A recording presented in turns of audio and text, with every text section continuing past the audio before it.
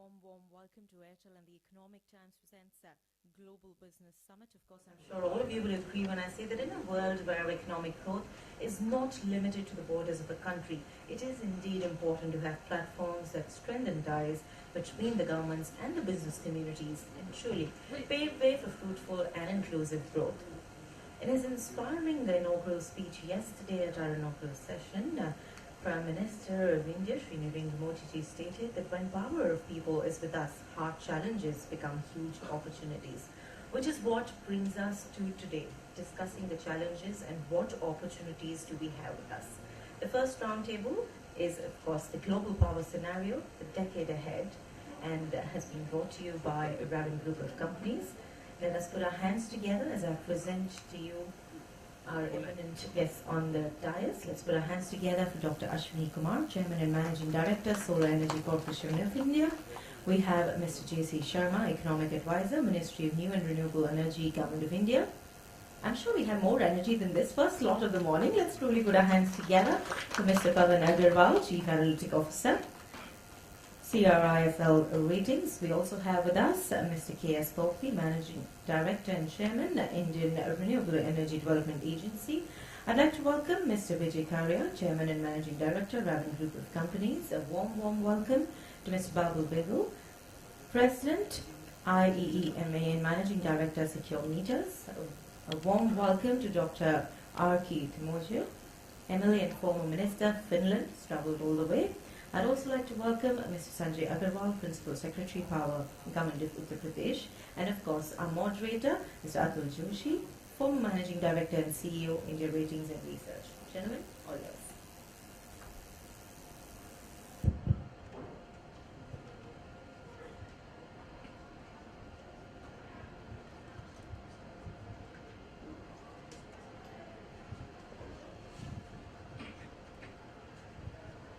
Morning, gentlemen.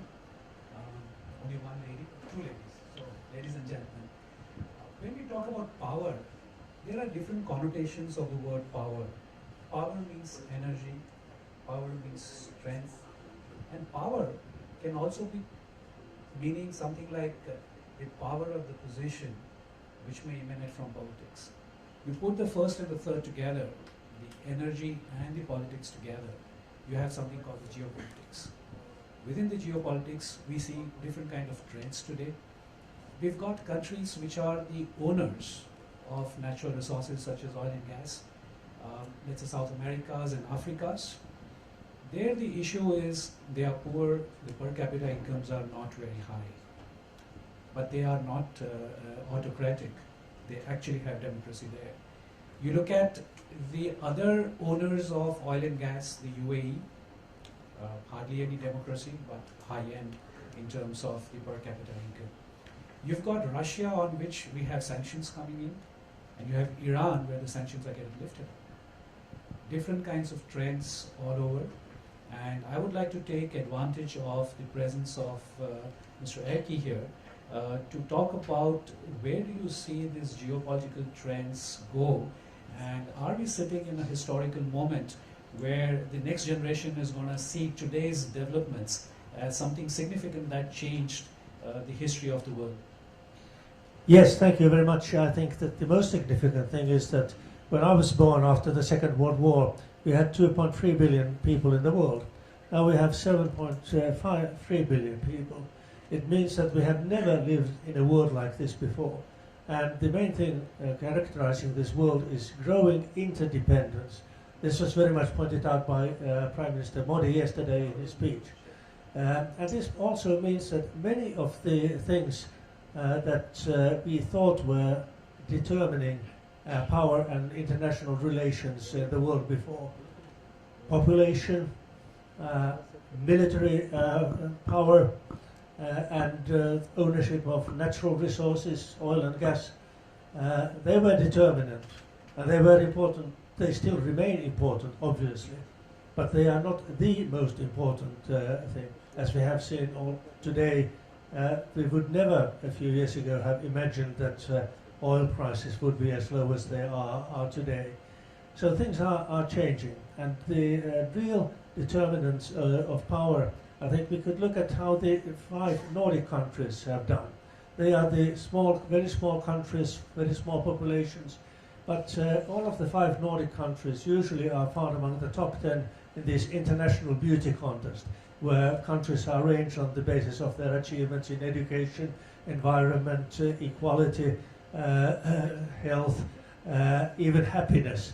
And I'm happy to come from a country which has been rated for several years running now as the least failed state in the world.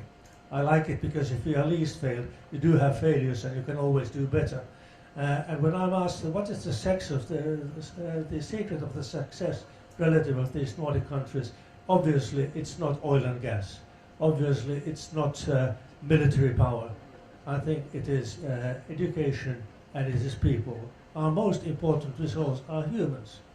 And I would also specifically point out that perhaps the one item where the Nordic countries are leading is gender equality. It would be inconceivable to have such a conference in any of the Nordic countries where on none of the panels you do not have a single female participant, which also means that you are losing out on the input that comes from 1/2 of your population if you do not involve women in all spheres of society, from education up to politics, business, and you name it. I think this is the key to very much to our success. Oil and gas, yes, they are important. We use them, but and that was very determinant in history. Wars have been fought over natural resources. Even today, we see the influence in the Middle East. But still, grabbing someone else's property for the natural resources, be it islands or whatever, that is not going to bring you any success in today's world. Russia has learned it with its adventure in the Crimea, and I think everybody else will also see the lesson. It will not bring richness, happiness, welfare, security to your populations. These are determined by other factors. Oil and gas, what you need for oil and gas and anything is open access to markets. This is the key. You do not have to own the resources, but you have to have open access. And you have to have something you can give in return.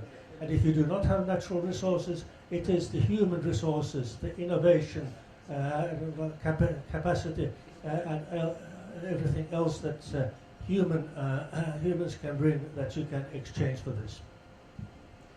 Thanks, Doctor, for that. Coming back home, if you look at the power sector in India, there are certain conflicting things that we see in the power sector in India. On one hand, you have the load shedding or the power cuts. On the other hand, the PLF of the power generation companies are coming down. You look at the secondary market and the units are being sold at less than 2 rupees and the consumers are getting charged at more than 8 rupees, 8.5 rupees. You have discoms who are purchasing at 3.25 rupees a unit, but what they are charging the consumers is more than double. Now, in such a scenario, the key issues that we find is not generation, it's the transmission and the distribution. And Uday, the scheme that this government has launched, seems to be the new answer. And I say it's a new answer because it's one of the many schemes that have been launched. Who better than Pawan to tell us what are the 2 critical factors, Pawan, to your mind, that could bring success to Uday? Or 2 factors that could actually go down and hit the very success of Uday and make it a failure?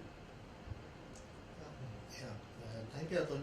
I think before specifically talking about Uday, I think it is important to talk about or just go back in history.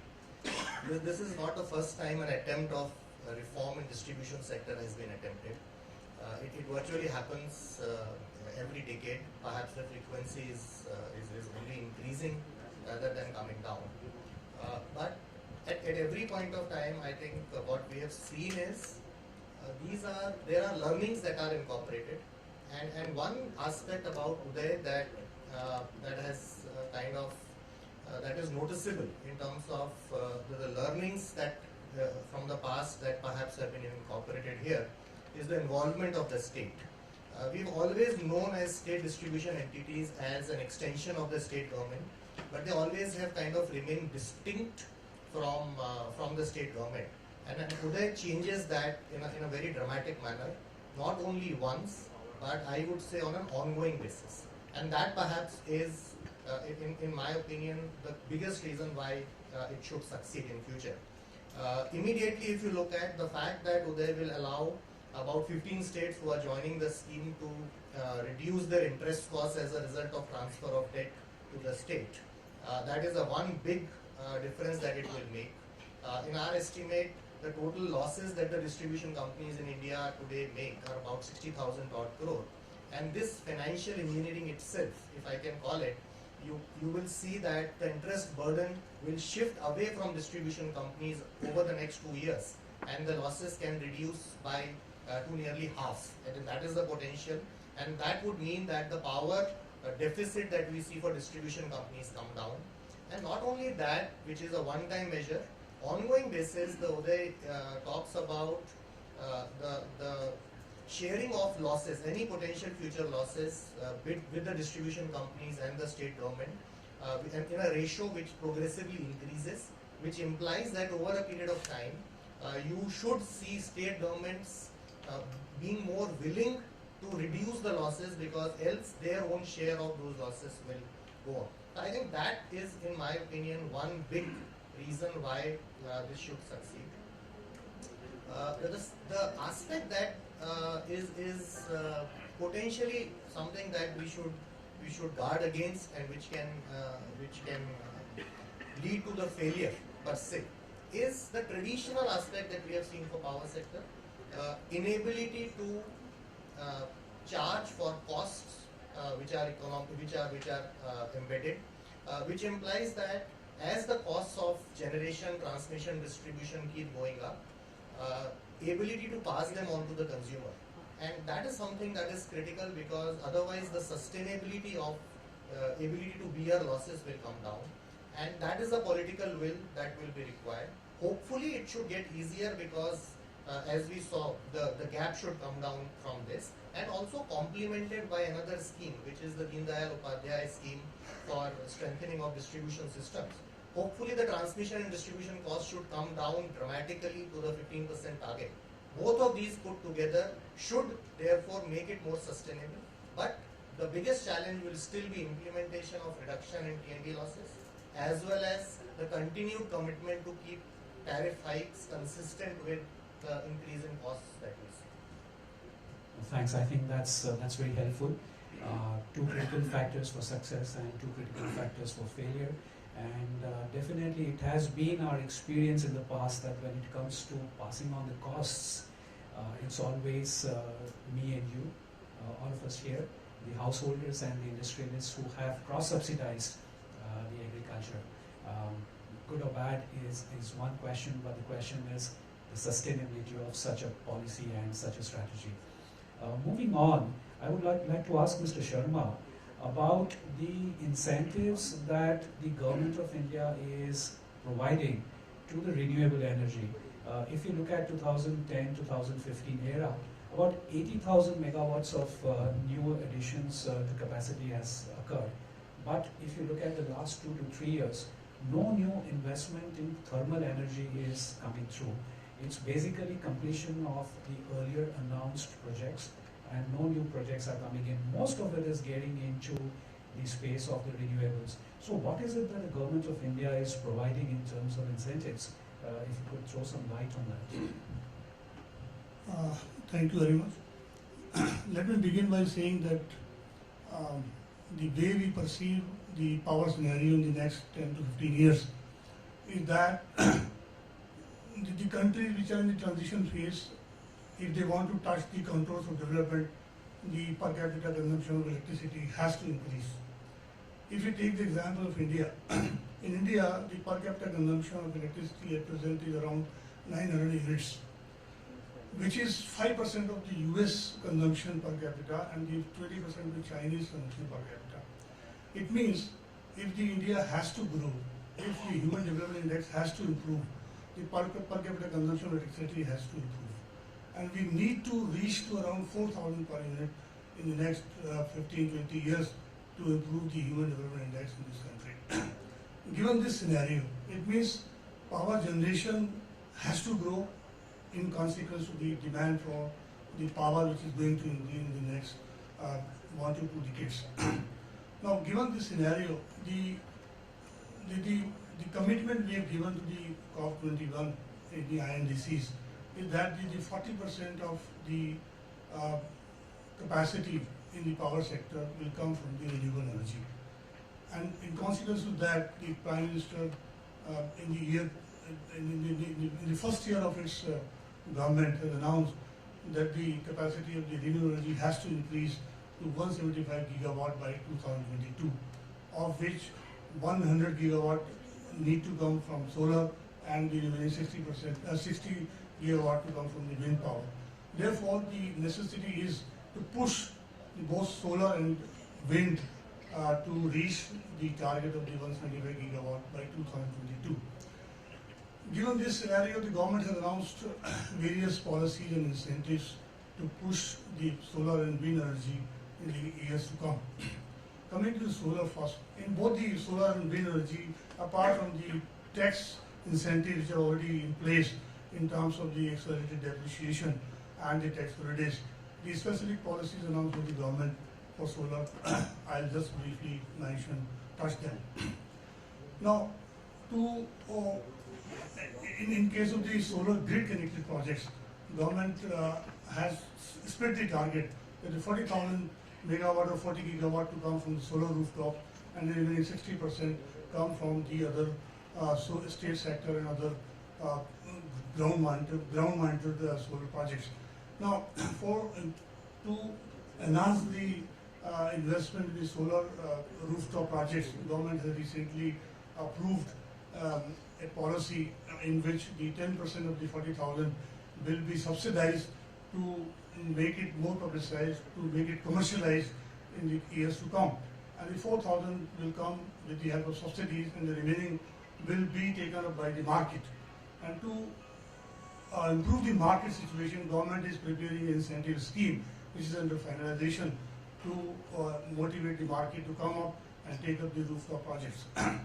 In case of the solar grid projects, ground-mounted solar grid projects, government has announced various schemes, including the VGF funding, under which some percentage is given by the government. The government is also implementing the bidding process through which the government is asking to bid at which the unit will be provided. As a result, the solar, you have seen that the price per unit of the solar energy has gone down drastically, and in the last minute it is 4.34 rupees per unit.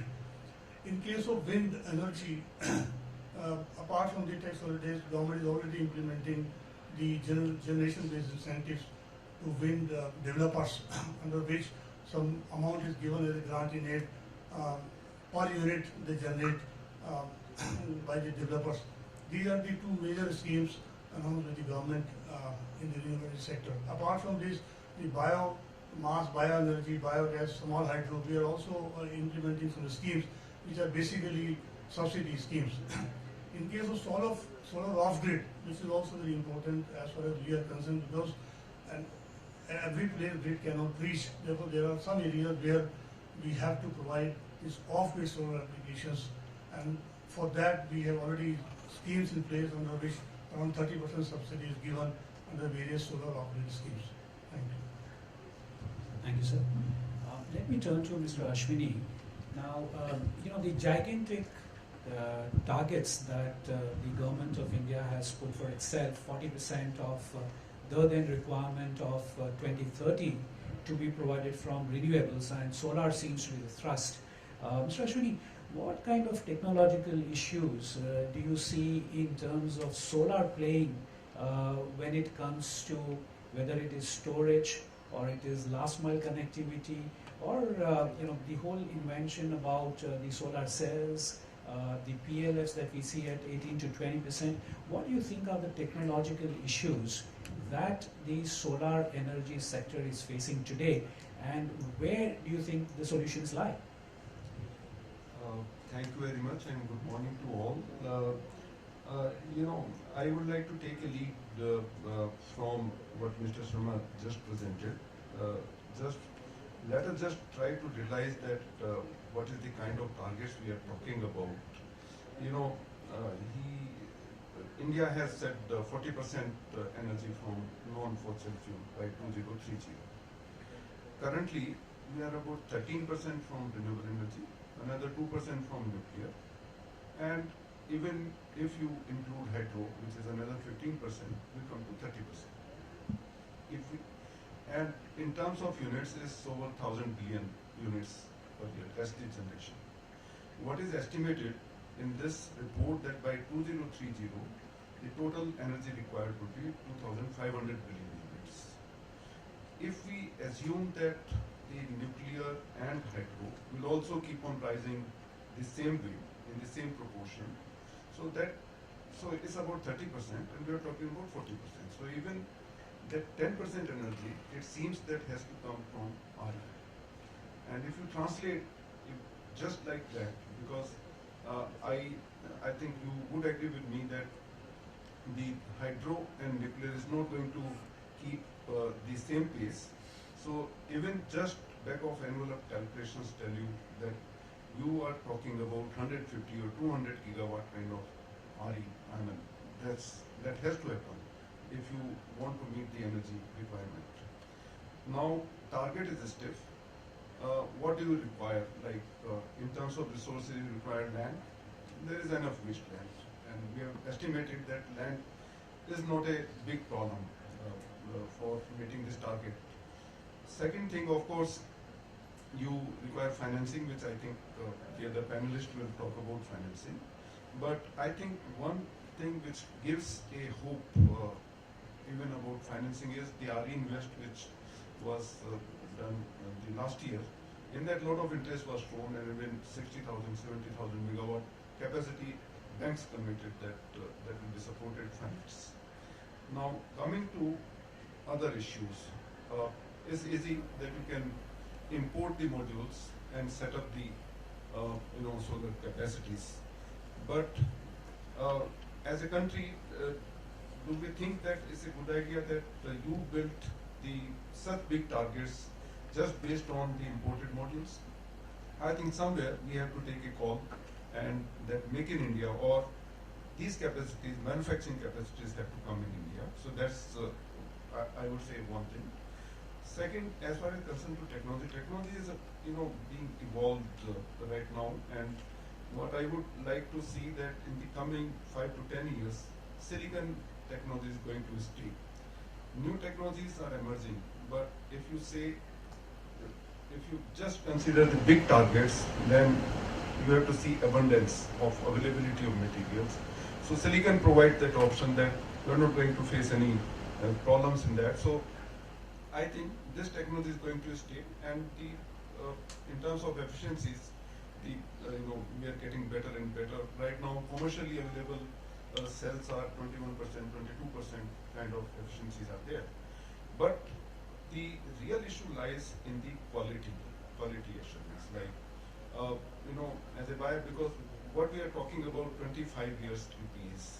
So it means, and with some kind of at the most 20% degradation in the performance.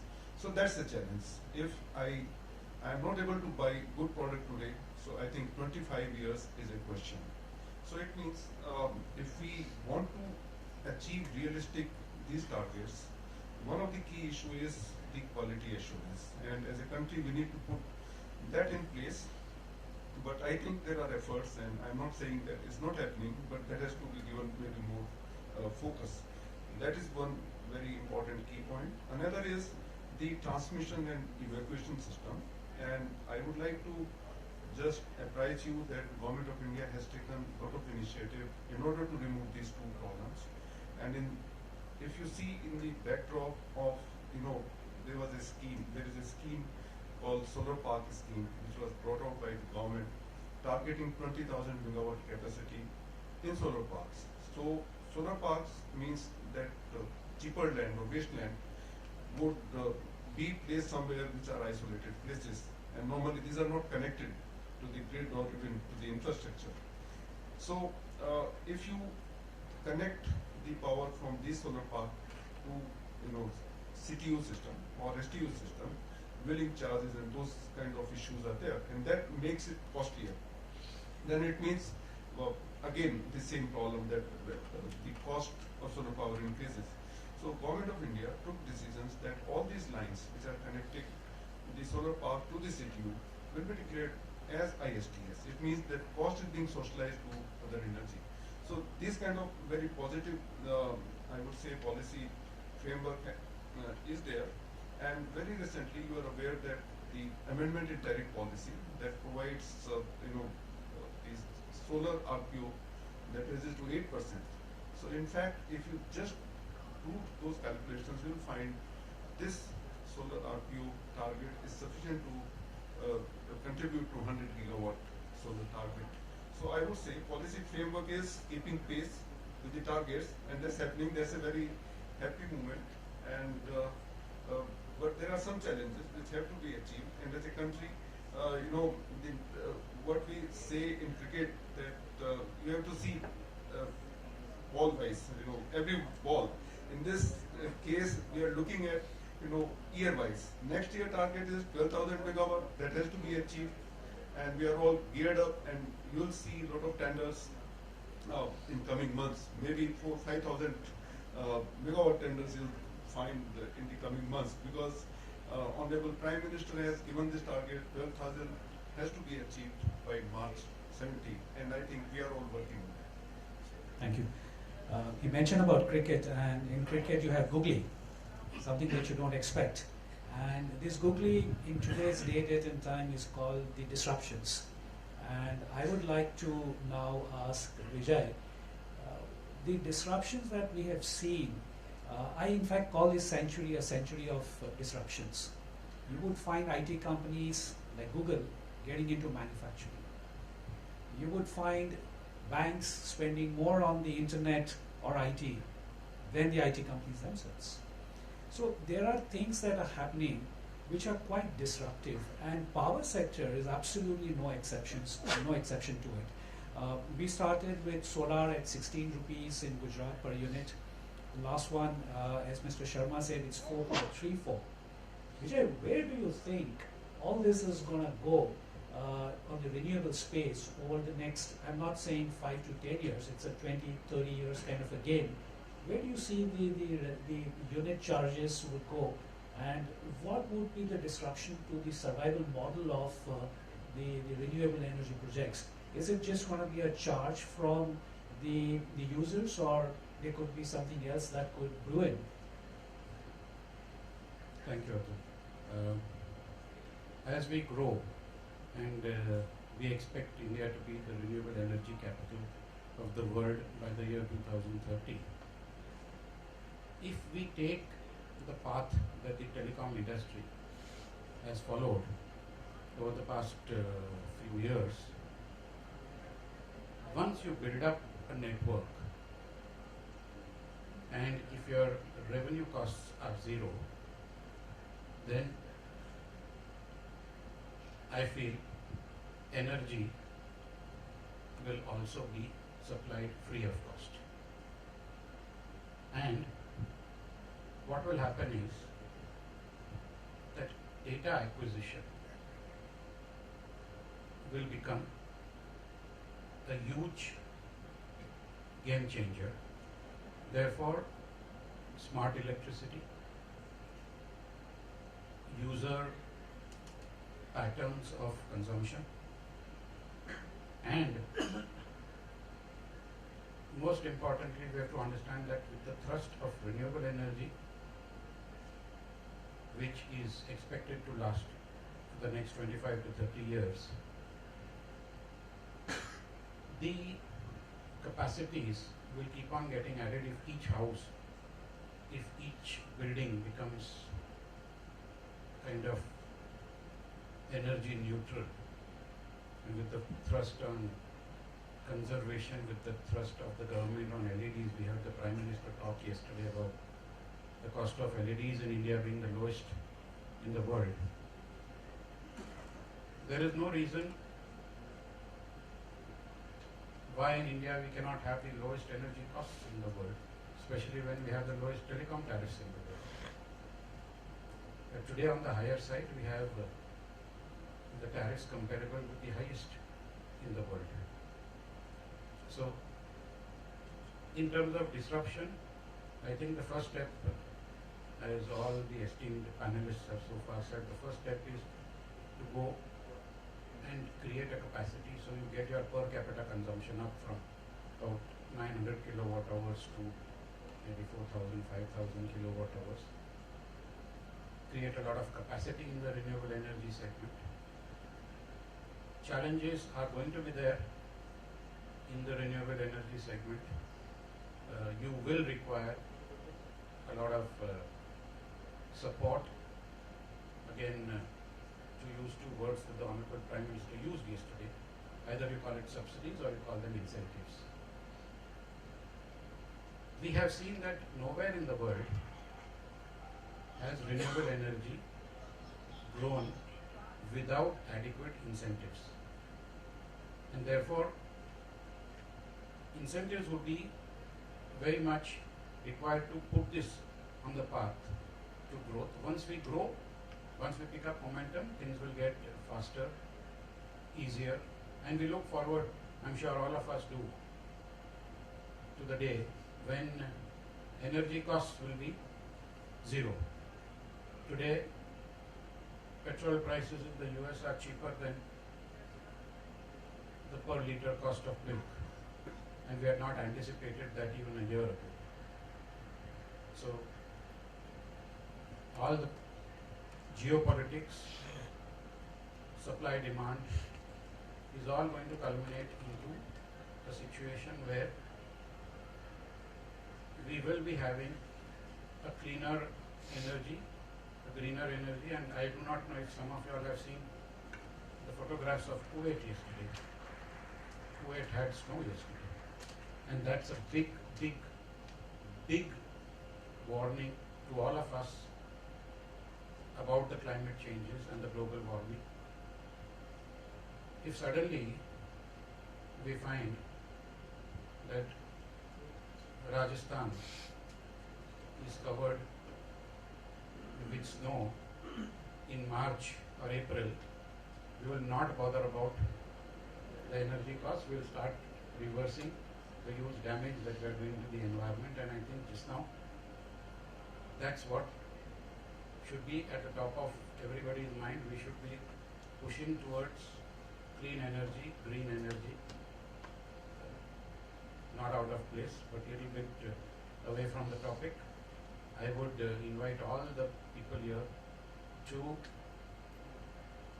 the world's largest electricity exhibition, which is happening at Bangalore from the 13th to the 17th of February, and it is under the name of Ilakrama. We have a renewable energy pavilion out there. We have a lot of concurrent events very relevant to the electrical industry. A warm invitation to all of you all here to please attend Ilakrama. We will be more than happy to have all of you there. Thank you. I'll come back to you, Vijay, on the reasons why it should be free. But before that, let me turn to Mr. Poplik. I know that he has an obligation to leave in some time. Mr. Poplik, you have been funding renewable energy projects over the last, let's say, couple of years or 3 years. What kind of trends you are seeing in terms of solar versus hydro versus the other renewable energy, and are you seeing mortality rates going up? As I said earlier, that the price of the power has dropped. Those who had set up projects assuming that 15 rupees per unit would be continuing for the next 15 years, or 7 rupees or 8 rupees. Today it's 4 rupees, and God knows tomorrow it may be 3.25. So are you seeing mortality rates going up in your portfolio or in your experience? Thank you. Till last year, if you look at the renewable energy portfolio, 70%, almost 60 to 70% was wind, 15% was cogeneration, 5% was hydro, 5 to 10%, and maybe 5% was solar. Now this year things have changed. We are neck to neck The proposals that we are receiving are for wind and solar, and next year, of course, it will be for solar. It will be much higher. Now, if you look at solar, also we have also started receiving proposals for rooftop solar. Then there are proposals from farmers scheme. Punjab has done a large scheme. Those proposals are likely to come to us. Already we are in discussion. Then there are proposals that are coming from Karnataka that are also for farmers. So things are changing. I mean, and lot of firms are taking interest in rooftop. Surprisingly, a lot of multinationals, they are coming for rooftop schemes because probably the tariffs are attractive and they find it more viable when the prices have come down to 4.3 to 4.63 where they cannot compete. They find, and that was a surprise to me also because I never thought rooftop will pick up in such a way. But I am seeing things are changing. A lot of proposals have come. Now coming to mortality rate, well, the proposals that were coming earlier were all with a tight PPA for 20 years. So even if when the tariff was 7 rupees, yes, they have a PPA for 25 years, so there is no question of mortality rate in those proposals, in those projects, because there were hardly any proposals where third-party sales were involved. They were there when REC was there. Since REC did not pick up, people had stopped doing that. They have stopped taking proposals like that. Then there were some proposals where they were selling power to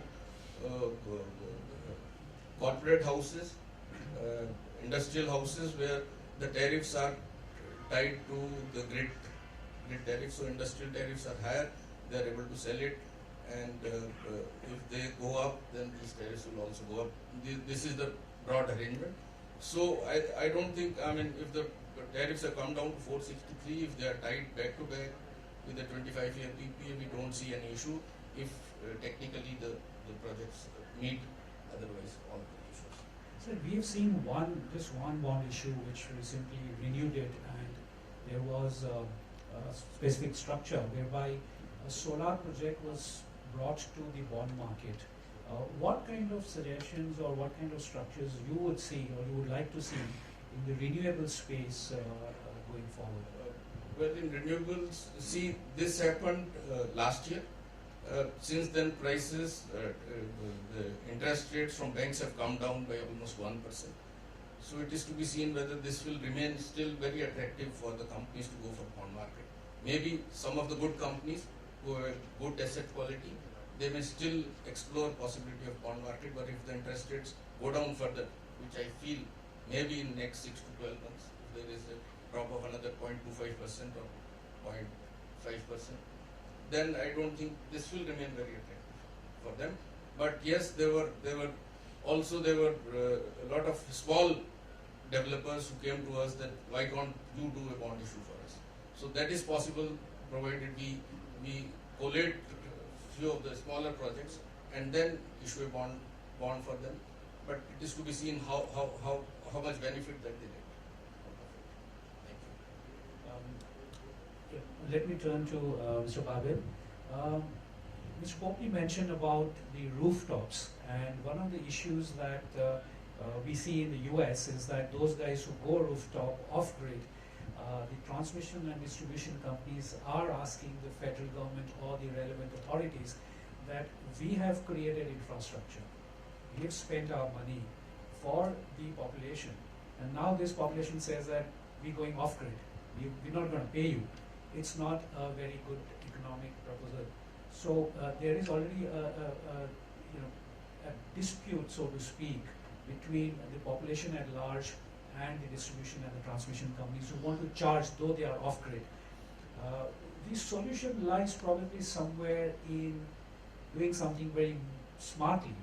And the smart meters was one of such things that the US did back in 1980s, late 80s, early 90s.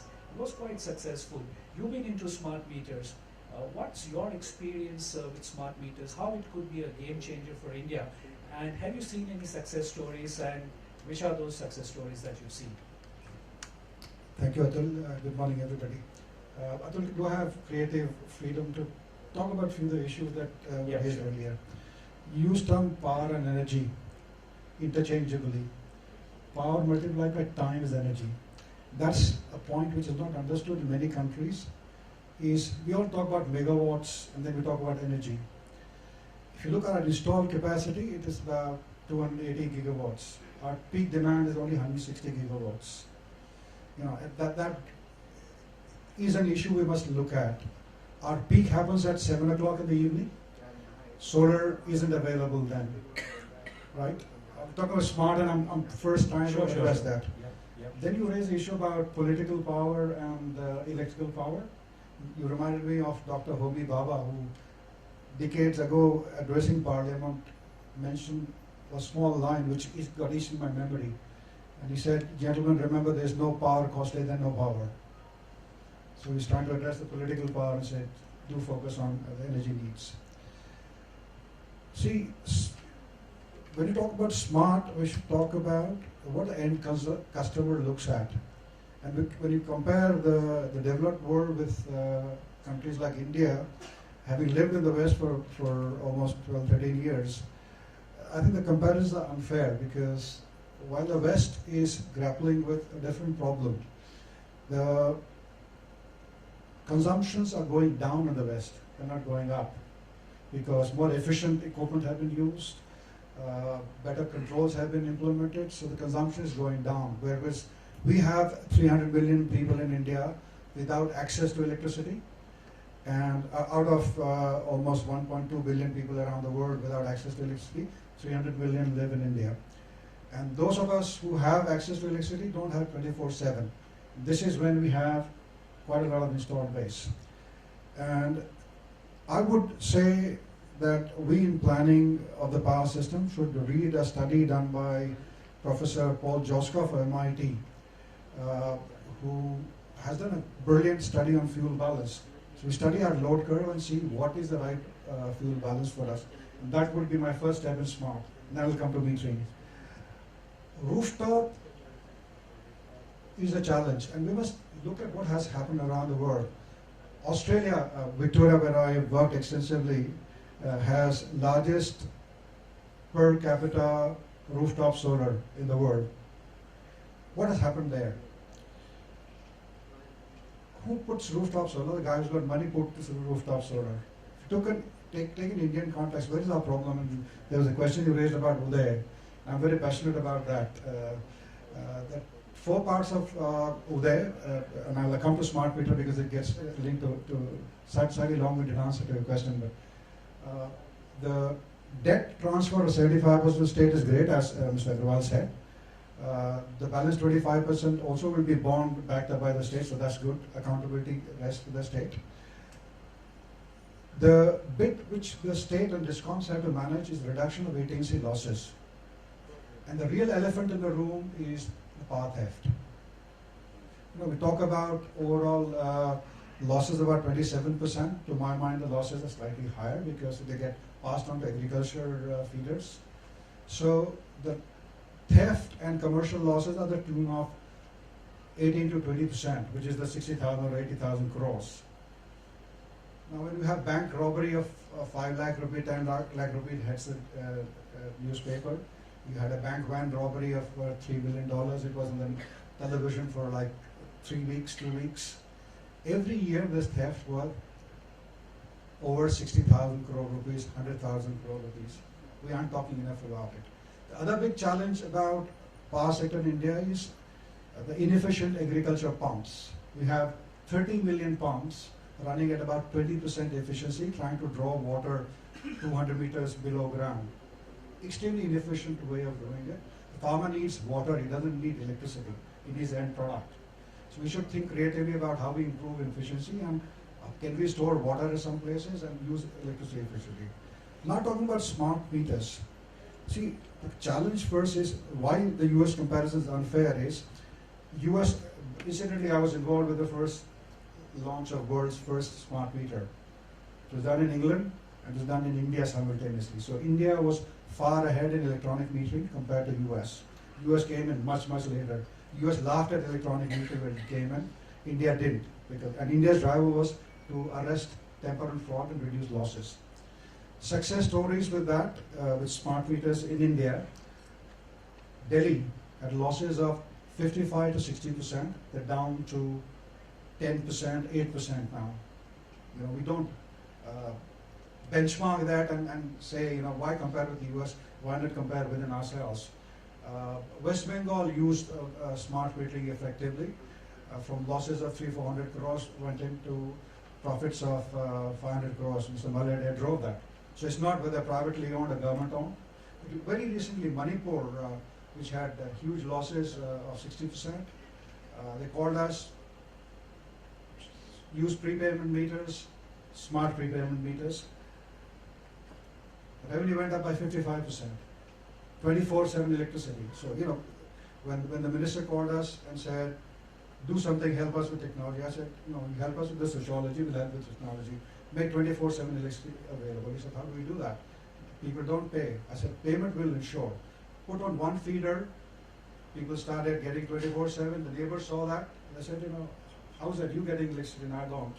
You start paying, you get it. So you're absolutely right. There was a point made about cheapest electricity. I think our electricity is one of the cheapest in the world. I went with the minister with a delegation to Japan. Mr. Pope also was there. And I made a presentation there and said, our per capita consumption is, almost 1/9 of Japan. So the total installed base is similar, but the consumption is much bigger. But the electricity tariff is 3 times that of India. So the technology we use in smarts has to be cost effective. It has to be addressing. What has happened over the years is we can't define what do we need in time to come. You can't put a smart for today and then replace it. You can replace a smartphone every 2-3 years, but you should be and can't be replacing meters every 2-3 years. So we need to find out what does a smart do in a system. It's a sensor which can give you information about billing, about peak demand, about systems, about connect, disconnect, and can go end to end to the smart grid. And that's what smart sensors should be used at. It can help immensely in reducing theft, which has been proven by a lot of these private utilities and also some government utilities. So you take Ahmedabad, which started this, Bombay, which did it, Calcutta CAC, which did it, Delhi now with privatization did it. So all this ABCD are big success stories with smart meters and some of the government companies. So it can be done, but we must look at long term and we must look at ownership cost rather than initial cost. Is that something smart, Vijay, that you're looking at, which I do not know? Is there a data which is in terms of the peak, the etc., which you think could be a technological revolution for you to charge 0 rupees per unit? What's your thought about that? I wanted to come back to you because you did answer, but I wasn't very clear. I thought, let me get your thoughts. How do you go to 0 rupees per unit? Selfish interests involved. Disclaimer. Let me be clear that I have never said that I can offer at 0 rupees per unit. You talked about disruptive technologies, and I said if we follow the path of the telecom industry, where when they started off, it was voice and it was 36 rupees per minute that was being charged for talking on a mobile phone, and that has now dropped to minuscule amounts, and today their main revenue is from data, from internet and 3G and 4G. So in terms of disruption, I see electricity going that way maybe in the next 2 to 3 decades, where once you've installed, you've done your capex, you've installed all your networks, transmission and distribution, then it's just the generation of electricity. And if that generation is mainly from renewable sources, we have got a 0 cost for generation of electricity. And therefore, if you are talking about a 40% generation from renewable sources, definitely after the initial capex and after you have got your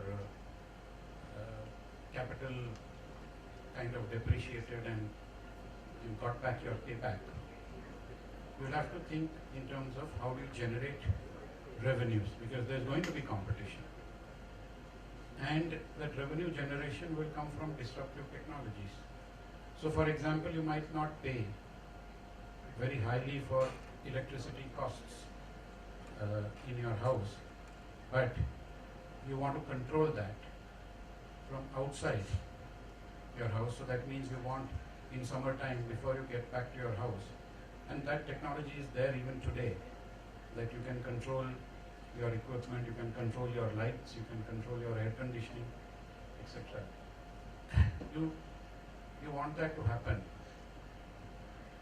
and in a much bigger way, and in a way which today you can go to your iPad and switch on certain lights, you can switch on air conditioning, you can switch on your heating systems. All that would be offered perhaps by the utility companies, and in a far better manner than what it is being done today, and there would be charges for utilizing that rather than utilizing the electricity itself. So you will be optimizing use of electricity, you will be optimizing the consumption of electricity through high-end technologies. There would be products coming in cables. We are talking about high conductivity or superconductors. Transformers, we are talking about lower losses. So once you come to an optimized level of efficiencies, and once you stabilize, maybe the next 2 or 3 decades could see a very vast change in the way we will be paying for electricity. So maybe some kind of data collection would happen at the back end. Say for example, maybe a distribution company tells me what am I using as 1 tonner window AC versus 1 tonner maybe a split AC, and those kind of data then get sold out to the marketing companies, manufacturers, and that's where the cross subsidization might happen. I mean, but in the paucity of time. That's here and now. That technology is available and available in India. In India, is it? Yes, Iran is being used. So it's not future. Only one thing I'll add to what Vijay said. The disruption, what he's talking about free is free fuel cost. So solar is free, wind is free, that is free. The disruption probably has to happen in storage technologies, because wind and solar is not available all the time. There's intermittency, and the intermittency cost is huge today. And that's why they're not competitive. And feed-in tariffs have been big disasters around the world. That was one of the questions which I had, but I know Mr. Popli and Mr. Ashwini need to leave. For the audience, if you have questions specifically to be directed at Mr. Popli and Mr. Ashwini, please do so right now so that they can answer, and they need to leave after that.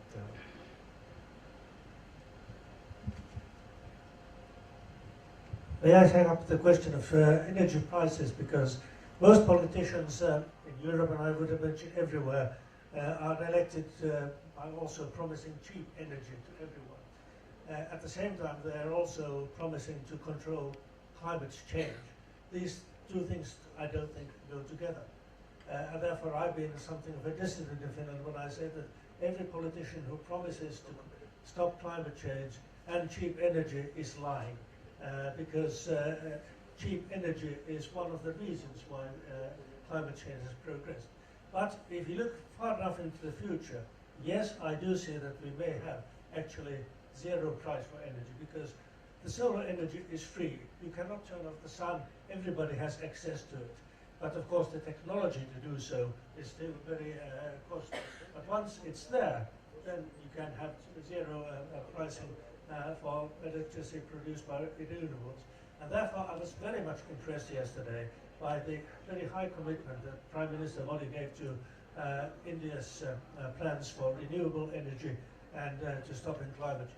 This is not something which is up to everyone in its own country. It is something which we are all committed to, because I think that at best we may have only a few decades time in which to turn the way we use natural resources into sustainable patterns. To reach ecologically, socially and economically sustainable development, we have at best only a few decades time, and India will be one of the central countries in which this will be determined whether we can do it or not. I think we're just running short of time. We have about 7-8 minutes to do our Q&A. So I open the floor for the audience to ask questions.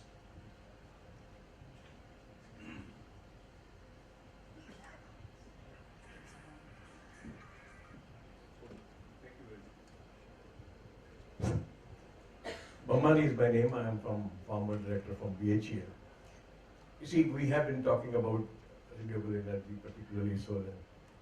We have today installed capacity of about 280,000 megawatts.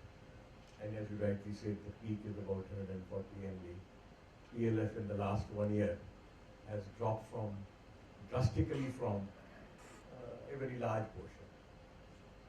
When we go for solar or renewable energy, we have to also think about the backup power.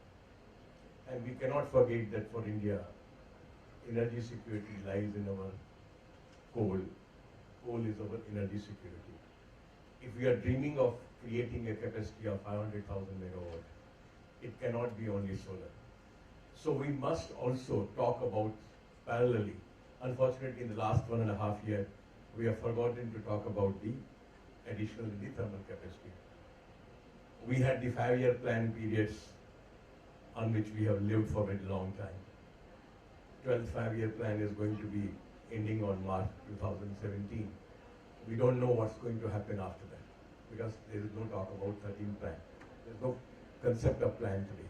So my point is that on one hand, even when the Prime Minister and the Minister we have been meeting them from the organization which we represent as social organizations, that solar we can talk about, but I think simultaneously we should talk about the backup power.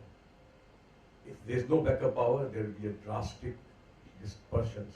We are getting, the tariffs have come down to 4.32 or 4.7, 4.6.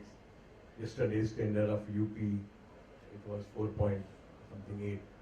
But when these projects see the light of the day, we have to see how they perform. And then indigenization of the solar panels also. So I think my point is that we must talk about the backup power, which is in terms of the thermal. Point taken, sir. Point taken. So if you can pass on the mic. I just to build upon what you're saying, I think the implication, if you look at, and if you look at in future, you are right. Because if you are talking about share of renewables going up, today the installed capacities are talked about is about 13% of renewable. But actual share of renewable in generation, actual power generated is just about 5 to 6%. If that goes up to 15%, if you add on the 8% RPO for solar itself, that would mean that during the daytime, the share of power from solar or renewables can be as high as 20-25%. Now that would mean that the variability on account of climate changes, forecasting capabilities, backup power, all of those are elements that need to be thought through and implemented right now. And therefore, the policy focus has to be parallelly built around some of these elements rather than only focus on the renewable capacity. That's the point I wanted. So I think the government is seized with the issue. The coal capacity, the coal security was at a function of ours. Fuel shortage was an issue which has been very effectively addressed. Now we have problems of surplus coal. Storage is a problem at the moment. And they're bringing up the capacity almost 3-4 times in foreseeable future. So there's a clear plan for coal. Coal won't lose. I think we just need to have one more last question, I guess. Sorry about that. When we talk about solar, I see a little bit of contradiction here. Solar is good. We have to keep some focus on solar. But what we are forgetting is, in the last 20 years, if you really look at the efficiency levels and the technology improvements which have happened in the fossil fuel power plants, including the gas ones, people are forgetting that. You see, 20 years ago, a thermal power plant was operating at 30% efficiency. Today, we have reached a phenomenal improvement, and in combined cycle, we are talking something like 58%. Now, this 58% is something which nobody could have imagined 20 years ago. and the way technology is growing, I clearly see that the gas turbine technology, the combined cycle technology, will take us to a level of almost 62%. And the same is happening in the thermal power plants, where we are going to a very high pressure levels and very high temperature levels. This we should not forget. Let us not scare people. Let us not see what is happening. There is a tendency in the country, when we love something, we forget so many other things. Solar is fascinating, but let us not create a confusion. Solar can never replace. After all, when you go for solar, what is the highest capacity you can have? I fully appreciate, and that was one of my So- questions. Can I address that, please? The government is seized with this problem. There's a study being done on fuel balances required. And the coal secretary has come to the press several times saying thermal is there to stay. So it's not one against the other, it's the right mix. And when a new technology comes, which is what Vijay was saying, that a new technology needs a bit of impetus. And there are climate issues as well, which are important, and we are addressing that. So on three accounts, the government is attacking, and we must appreciate that. Fuel efficiency, I don't think any in our history we ever done so much on energy efficiency as we're doing the last couple of years. LED or fans or... Sorry, I'm interrupting you. The main thing is, if you really look at, we have taken a lot of time in going from 500 megawatt to 660 megawatt. We have taken almost 15 years. Sir, I guess we'll have to close the session because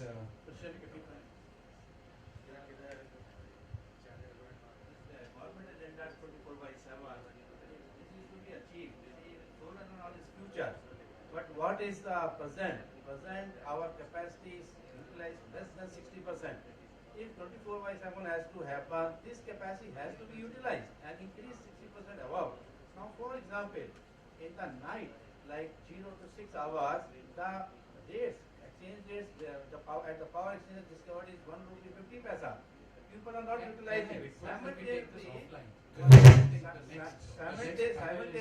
there is a lot of load shedding.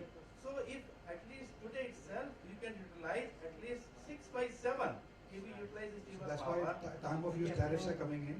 No, it's not required. The states can buy this power at 1 rupee 50 paisa and deliver to the customer and ensure 6/7 at least now itself. The main thing is if the financial health of the DISCOM. actually that was the whole thing about the Uday. Buy the power and give power. No, they have 1 rupee 50 paisa. But sir, I think what we'll have to do is, sir, thank you very much, all of you, and thank you, fellow panelists, and in the absence of Mr. Pokley and Ashwini, but we'll have time to probably discuss it. Thank you.